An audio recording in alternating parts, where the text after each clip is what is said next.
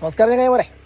ഞാനിപ്പോൾ നിൽക്കുന്ന നമ്മുടെ പയ്യാവൂർ, കണ്ണൂർ പയ്യാവൂർ ശശിപ്പാറയിലേക്ക് പോകുന്ന വഴിയിൽ മീശക്കവല എന്ന് പറയുന്ന സ്ഥലത്താണ്.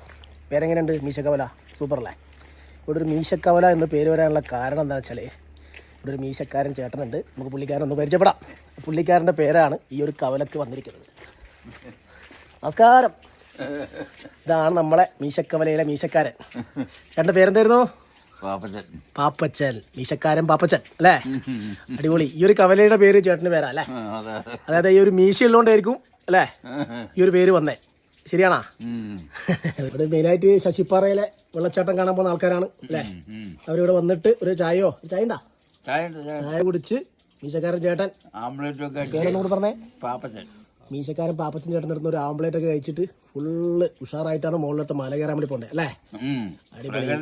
വെള്ളച്ചാട്ടം, പ്രകൃതി രമണീയമായ വെള്ളച്ചാട്ടം ഉണ്ട് ഇവിടെ. എന്താ വെള്ളച്ചാട്ടത്തിന്റെ പേര്?